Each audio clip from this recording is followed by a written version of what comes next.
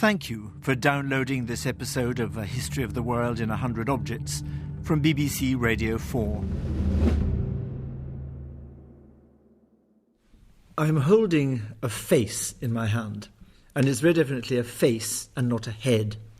It's made in polished green stone and it's hollowed out at the back, so in fact it's a miniature mask. The dark stone is flecked with white snake-like streaks, which gives it its name, serpentine. And when you look more closely, you can see that the face has been pierced and has been ritually scarred. The people of this mask are the Olmec, who ruled in what's now Mexico for around 1,000 years, from 1400 to 400 BC. They've been called the mother culture, the cultura madre, of Central America. And it was this Olmec mother culture that produced this unsettling face.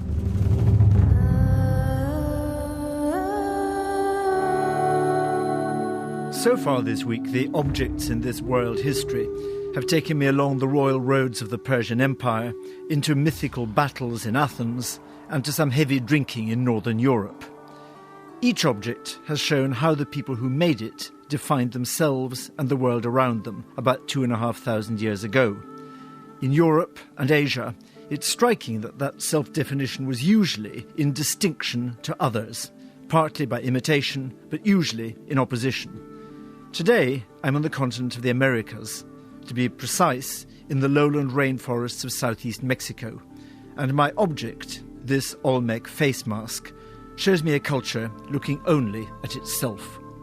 To go as far back as the Olmecs is to go as far back as the Egyptians, because the culture of Egypt, of the pharaohs, and the Olmec culture of Mexico are contemporary. So it's part of our continuity, the great continuity of Mexican culture. A history of the world in 100 objects.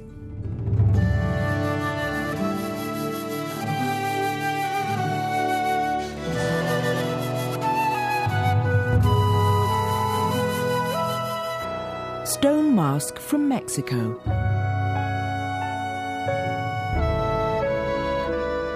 Approximately 2,500 years old.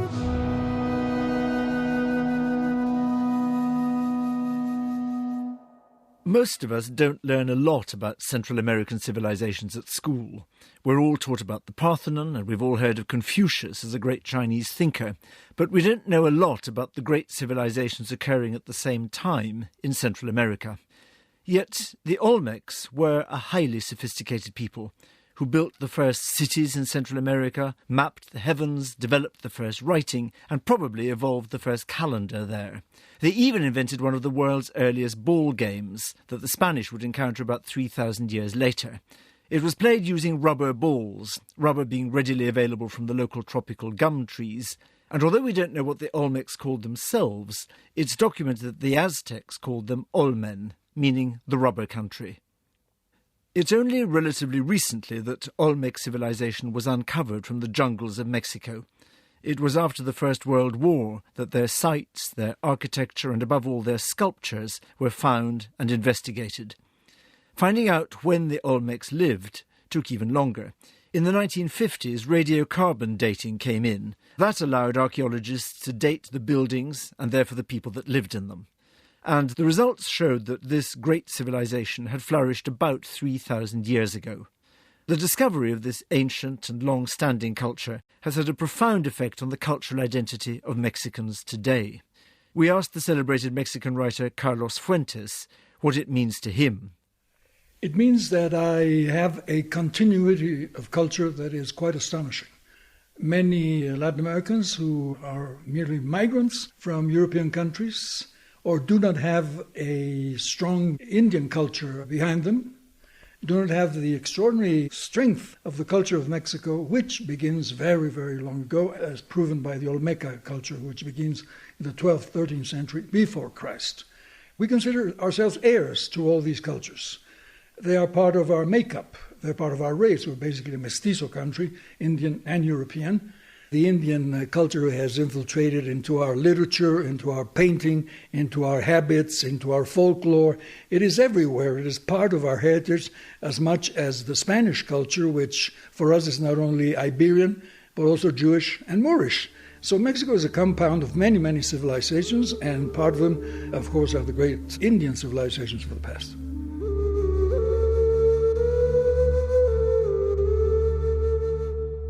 So who were the Olmecs? Whose face does this mask show, and how was it worn? Olmec masks have been intriguing historians for a long time. Scrutinising their features, many scholars believe that they were looking at Africans, at Chinese, or even at Mediterraneans who'd come to colonise the New World.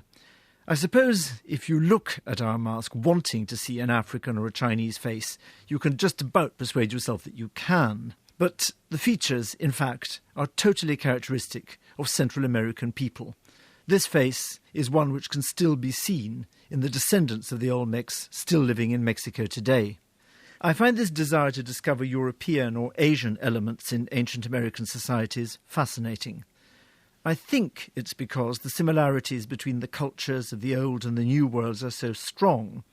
Both produced pyramids and mummification, temples and priestly rituals, social structures and buildings that function in similar ways, that scholars found it hard to believe that these American cultures could have evolved like this in isolation. But they did. At only 5 inches high, the mask is obviously far too small to have been worn over anybody's face, and is much more likely you'd have worn this round your neck or in a headdress, possibly for some kind of ceremony. Small holes have been bored at the edges and at the top of the mask, so you could easily fasten it with a bit of twine or thread. On either cheek you can see what, to my European eyes, look like 2 candles standing on a holder. To the eyes of the great Olmec specialist, Karl Tauber, they're more likely to be the cardinal points of the compass, and they suggest that this person may have been a king. For the Olmec, we have these great colossal heads, we have thrones, portraits of kings, and very often, important here too, is the concept of centrality. And so on this finely carved serpentine mask, we see 4 elements on the cheek, which are probably the 4 directions. And so for the Olmec, a major concern were the world directions and world center, with the king being in the pivotal world axis in the world center. Here we are again. Every culture this week, and indeed most cultures in this history, see themselves quite naturally as the centre of the world.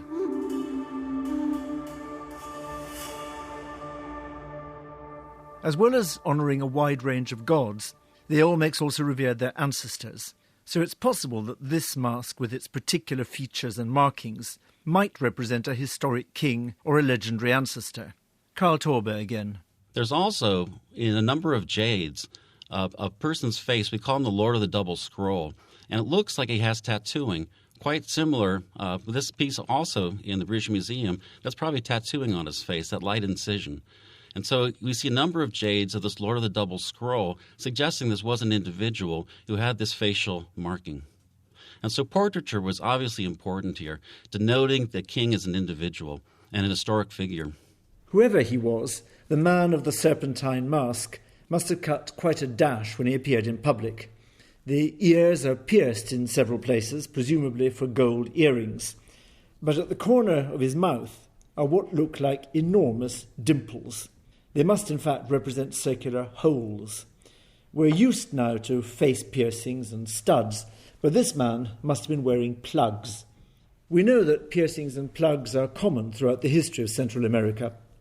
Alterations like these, in the name of Olmec beauty, would have transformed the face.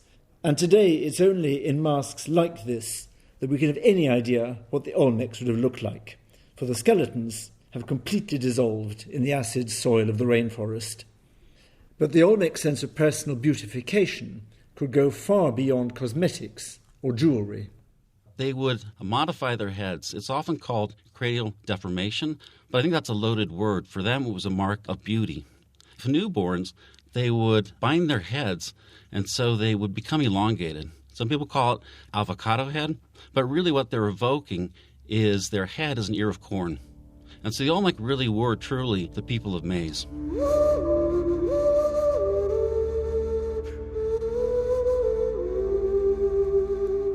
Sadly, there are only a few Olmec inscriptions, or glyphs, now surviving, and decipherment of their writing is tentative at best. There just isn't enough continuous writing to let us be certain of what the symbols mean. But there are lots of objects bearing symbols, marks and glyphs, such as pottery and sculptures, and they show us that writing was originally widespread across the Olmec heartland. Even if we can't yet read their writing, we can learn a lot about the Olmecs from the buildings and their cities that have recently been uncovered. Major cities like La Venta near the Gulf of Mexico had impressive step pyramids with temple monuments for the worship of the gods and the burials of the kings. These would have formed the centre of the city. The pyramid itself was often topped by a temple, just as at the same time the Parthenon was built overlooking Athens. But whereas the Parthenon stood on the naturally formed rock of the Acropolis, the Olmecs built artificial mountains. Platforms is far too mild a word, on which to put their temples to overlook the city. The layout of the city and its placing in an ordered landscape typified not just Olmec, but most later Central American urban centres, like the Mayas and the Aztecs. All were a variation of the Olmec model of a temple overlooking an open square, flanked by smaller temples and palaces. By 400 BC, La Venta, along with all the other Olmec centres, was abandoned. It's a pattern that occurs with disconcerting frequency in Central America. Great population centres are suddenly, mysteriously abandoned. In the case of the Olmecs, it could have been the overpopulation of this fragile tropical river valley, or a shift in the Earth's tectonic plates making rivers change their course, the eruption of one of the local volcanoes, or a temporary climate change caused by the shifting patterns of the El Niño ocean current. All of them are possibilities. I've just climbed about 300 steps up a great pyramid in central Mexico. We're around 240 feet high, and it's blazing hot.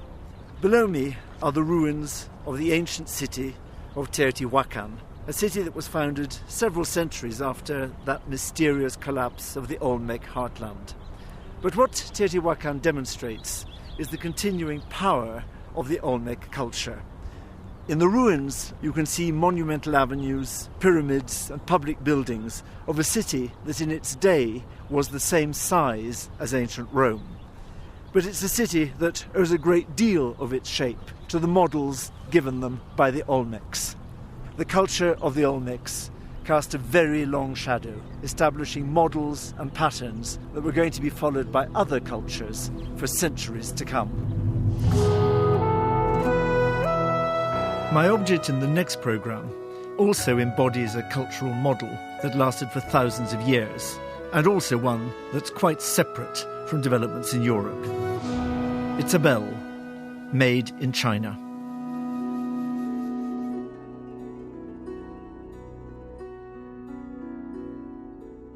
You can see this object in close-up and browse hundreds more at the A History of the World website. Go to bbc.co.uk/A History of the World.